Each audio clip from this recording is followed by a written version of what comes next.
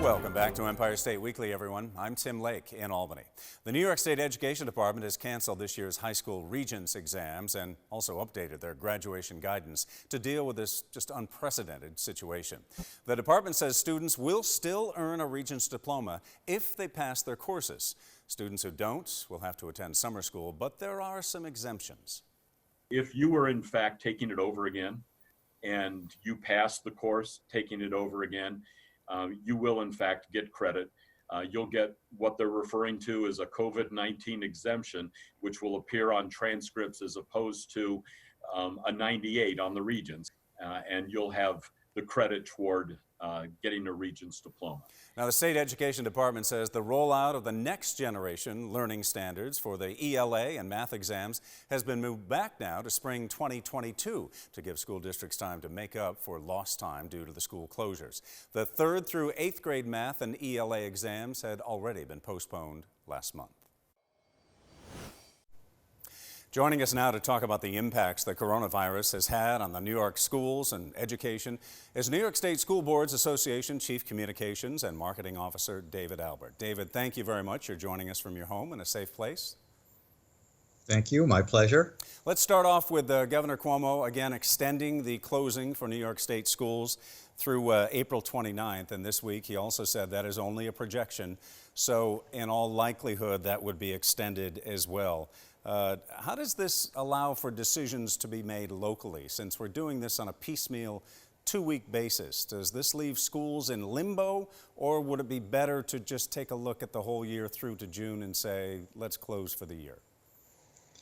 Well, I think it does leave schools in limbo, but we certainly understand the circumstances. I think what the governor is trying to do is to kind of look at this in 2-week blocks and see how the state is doing in terms of the number of coronavirus cases and whether we are starting to go down and whether it's safe to start to bring people back out into the world again. So we understand that decision. I mean, certainly having some closure or finality, knowing what's going to happen through the end of the year would be helpful. But I think at this point, we just need to wait and see what happens. We know that the schools are going to be closed through the end of this month, essentially, and let's see where we're at. And I think the governor perhaps is thinking maybe there's a chance we can get back into session in May, depending on what happens. But I think we also know there's a very real possibility that that won't happen. It's just, going to be what happens with this virus and if we can actually slow and stop the spread of it. The other big decision that was made this week is the Board of Regents decided they would not be holding the Regents exams in June. No decision yet about the August exams. This is just a big factor. So first of all, how is that decision made? Because we have to depend on the regulations both at the federal level and the state level. How exactly is that decision made? Well, I think the decision was largely made by the State Education Department and the Board of Regents. I think we all agree that it's really impractical to have Regents exams this year, even if we are, back to normal by June when the Regents exams would be administered. The amount of instructional time that has been lost, even though schools are doing distance learning, it really isn't the same as in-person classroom learning. And so I think we all agree that it would be unfair to ask students to sit for a Regents exam, which is a pretty high stakes exam, given the fact that they just haven't potentially had adequate preparation for that exam. And I think also we've learned through this experience that there are some areas of the state that just don't have connectivity as much, as other areas of the state. So we don't want to penalize students who may not have access to distance learning and can continue to study for their Regents exams. So I think, or can't continue rather to study for their Regents exams. So I think it's the right decision. David, we had you on Empire State Weekly a few weeks ago, and at the time we were also talking about the inequities in school districts that don't have the facilities, the high-tech facilities, or the broadband capabilities around the state to equally educate students from home. Of course, that's still an issue. And then the other issue we talked about is the fact that many students rely on the meals that they get at the schools. Have things played out as we anticipated and as we discussed a couple of weeks ago in this regard? Yeah, so I have to begin by saying that we've really seen schools, rise to the occasion, and we've seen how important school districts are to their communities during this crisis because we are seeing school districts running buses to deliver meals to students, and we're seeing, distance learning taking place, and schools are arranging for childcare for first responders and healthcare workers. So they're really woven into the fabric of their communities. And I think it has played out as best as possible. Obviously these are not ideal circumstances and schools have had to scramble to try and pull everything together, but we are seeing food service workers, making meals for students. We're seeing buses running to deliver them. On the distance learning side, there are going to be areas where there's going to be students who may not have access. The connectivity is not as good as it may be in other areas. And we are seeing maybe those disparities exacerbated here. And I think that's a problem that we need to address when things get back to normal.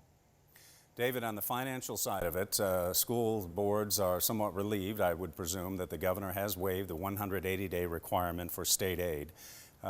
What is it that the association tells its board members around the state who have drastically had to change everything at the school level, even their monthly meetings? As they call in, as they contact the association for advice, what are the one or two things that you find you have to pass along to them? Well, I think a lot of board members have been inquiring about meetings, and how do they conduct public meetings, and how do they give the public opportunities to be a part of those meetings, because most school boards do have public comment sessions. So we've had a lot of questions about that because obviously most school boards are not meeting in person, and they're doing so through phone and so on. So that has presented some challenges, and so we do get questions on that. We get obviously questions on budget and questions on budget votes and board elections. And at this point, we don't really have a lot of clarity on that. We know that we are not going to have school budget votes and board elections on May 19th. We know that at the earliest we will have them is June.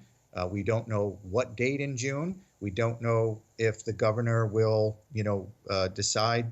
He will decide what format those votes and elections take. So whether they'll be in person through absentee ballots, whether the Board of Education will be empowered to adopt a budget this year in lieu of a budget vote. There are a lot of unanswered questions now, and so a lot of what we do is we take these questions in from our board members, and we work with the education department, we work with the governor's office, we try to get answers as quickly as possible. Students often dread the makeup time over the summer. Have there been discussions? If things went back to normal fairly soon here, will there be makeup time over the summer? Has that been discussed? Real briefly.